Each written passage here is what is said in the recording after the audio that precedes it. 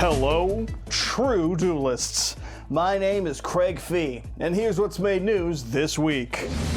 YCS Providence has concluded, showing Malice to truly be the Thunder Dragon of the current format. Konami actually listened, YCS prizing that not only doesn't suck, but it's good? More new cards coming to Master Duel's format. Surely they can't make it any worse. What the actual fuck is Dzeef doing? Welcome to the Yu-Gi-Oh! Update. YCS Providence happened this past weekend, bringing us up to date with what the OCG had like 6 months ago because of international release schedules and an adherence to a pattern set 25 years ago, which is a very needlessly complicated way for me to tell you that YCS Providence had Alliance Insight cards legal for play. With the new toys, it was anticipated by many, including myself, that Malice was posed to be the best deck, getting the best support both directly and indirectly from the set, along with the April 2025 ban list giving a slap on the wrist to the other best deck being Ryziel. Hell, even I made the assumption that the deck would win the event, and when you look at the results from top 32, you can kind of understand why, he said, huffing copium. It makes enough sense. It's the most popular deck in the room according to all of the pie charts. Look at that, 12 out of 32, that's like 2 out of 5 almost, maybe, if you do math wrong. I don't know. The other big thing here, of course, would be the jump scare from Mitsurugi, beating out even Ryziel and all the pie charts you see online. That is 11 reptile ritual decks in top cut, although 7 of them were playing Ryziel engines. That's because Ryziel's still really fucking good. Either way, when you couple in the fact that Ryziel engines were played in so many of the decks, that means that Ryziel was in fact the top deck at the event, getting 14 more than the Malice's 12. So that's kind of funny. It's just every pie chart focuses on the ritual deck because it's slightly more exciting than the very competent and very underwhelming rank 4 spam deck. Or something to that effect. I don't know. What is of worth, of course, is the fact that Blue Eyes players still got a top in there, right? The deck's still good, folks. We're still in the meta. We can cope on our budget deck. It's a great day to be playing Blue Eyes, according to everyone who is playing Blue Eyes. Special mention goes to Jim Mayoroga, who got, probably his name mispronounced by me right there, but got not only to top cut, but to top 4 playing pure Mitsurugi. And I'm talking like a pure variant that even those people can't complain about. And we, of course, know exactly who it is I'm talking about when I say those people. I, of course, mean annoying fucks on the internet. God, they're abundant.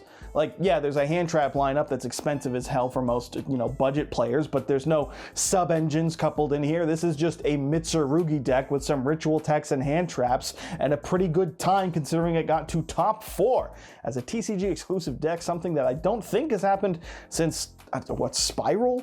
I don't know, dude. B-Trooper did well, but it was like a DPE pile mess, and I think it only got second at its event. I don't know. TCG's been underwhelming. How's that for breaking fucking news for you?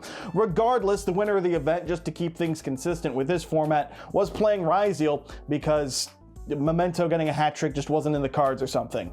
Or, the fact that it wasn't in the top cut at all is more accurate to say. But whatever, congratulations to the winner, Charlie Ray Futch III, for shaking up the format with Mitsurugi Ryziel, earning a TCG exclusive deck, a YCS win, which is a lot rarer these days than when it was back in the case for, like, I don't know, Burning Abyss or Cosmo. I'm a fucking boomer, don't at me. The YCS was also another one with a good-ass stream, which is pretty great to see. The benefits of being held in America, I guess. Sucks for, like, everyone else outside of America and Europe. It also had some interesting moments that made it to air. Things like Bird Dommy Mommies, my harpies, I love them. Or even better. Do you want to explain who that is? Oh yeah, Lundy Poo. He's my Discord kitten, but that's the GOAT. What the fuck are Yu-Gi-Oh players, man? That's great. I, for one, do not have Discord kitten being the term making a cameo on the YCS stream, but that's just the world we live in, that I guess.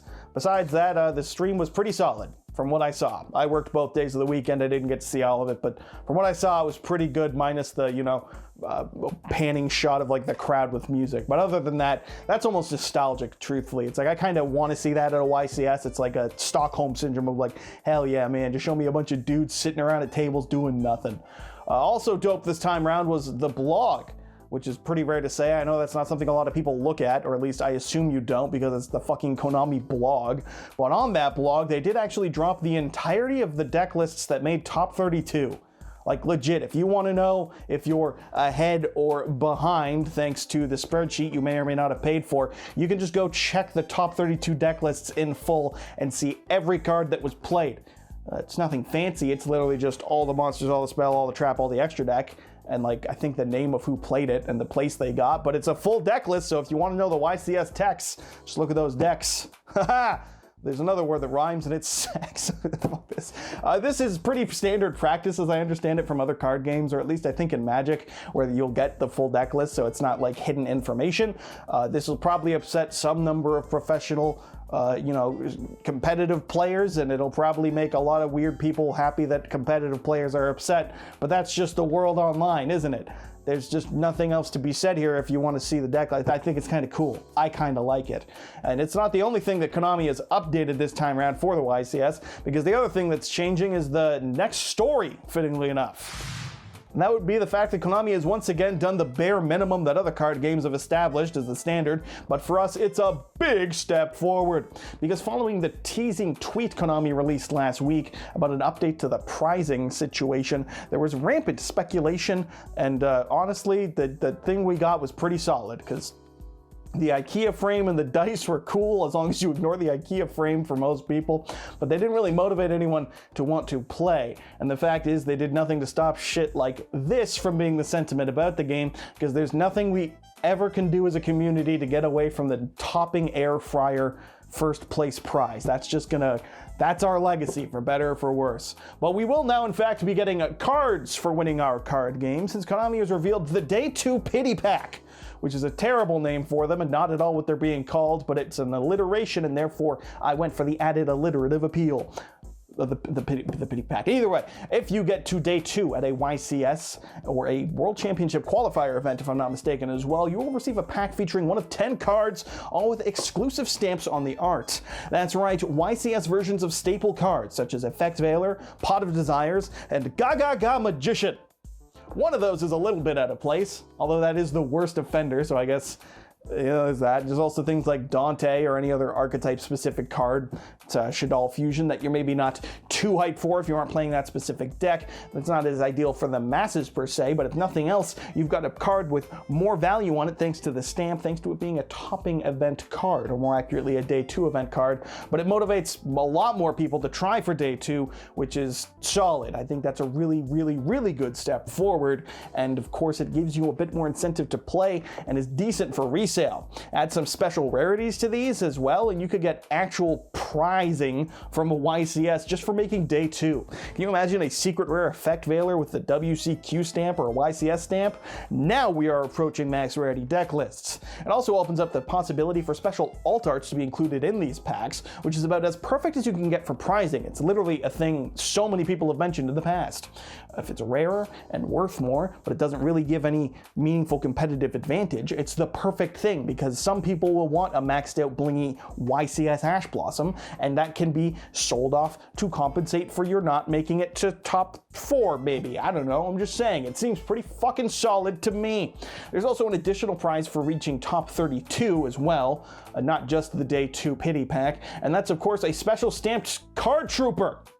Yeah, the original tier limit is here, and it's your reward for topping, and the resounding question is, why the fuck is it Card Trooper? I'm sure this will change in the future. I think we'll get a rotation of cards over the years, but who thought Card Trooper? Who was like, yeah, Troop Doop Scoop's making a comeback in 2025? I get that Edison format's popular and retro formats in general, but why not Ghost Ogre, or like I said, Ash Blossom, something a little more usable. But either way, it's a pretty damn good thing to have. I'm actually giving it the thumbs up. I don't think there's real complaint you can have here about this specifically, other than Gaga Magician, because yeah, we don't really need that. I think the cards individually could be better, but as a first step, I think it's good. If we can get the Alt Art Zeus with a YCS stamp, that thing's gonna go for some money. Clearly, we just need to keep complaining to Konami, and as has been said by a lot of people who tribute to themselves to be the reason behind the changes, that's just what we need to do, is we just need to have massive arrogant egos and berate Konami constantly, and maybe we'll see a little bit of change in the near future. Maybe. Copium. God, please. Jesus Christ. And last up, just for a little bit, just a bit of news for all you Master Duel duelists out there. Those of you who truly hate having cards in your hand, fantastic news. A new selection pack is out for Master Duel, releasing today on May the 9th, bringing with it some new Mermail support to really get rid of those cards from your hand. It's also going to bring things like the main deck Lacrima for Fiendsmith, because that deck, of course, it needs more support, and an additional number of Argo Stars and Evil Hero stuff from like Supreme Darkness. It's pretty fantastic news for my friend Nate, who has been bitching relentlessly about how much he hates Mermail as a deck on principle due to the fact that all those cards trigger off being sent for cost, and also the fact that it rips apart your hand and is just an annoying deck to deal with. So I think he's going to be in an ecstatic mood if he ever starts picking up Master Duel more and more. I personally give it the thumbs up because I definitely don't have any bias. Don't even look at my fucking YouTube channel's profile picture. I will shoot you with the information that you are wrong. Haha, get it? You thought it was a gun joke, but nope. It was just me pivoting at the last minute away from a gun joke because of YouTube.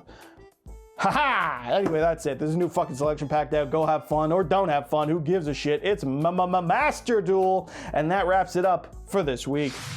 So, thank you for watching. As always, I've been your host, Craig Fee. Make sure you like, comment, subscribe, and take a dive into the comments to leave one there a second time or something. I don't know, kind of run with it. Not only will you impress your smoking Italian wife, but also you'll become a true duelist. And now, a very rare occasion, we can of course see the original tweet that got me to talk about smoking Italian wives. So if you're confused, now you're still confused. I just decided to keep saying it at the end of my videos because I found it to be such a profoundly stupid comment that was left on the internet. So thanks, Twitter. You're at least good for that one, and I'll see you some point in the future. Bye.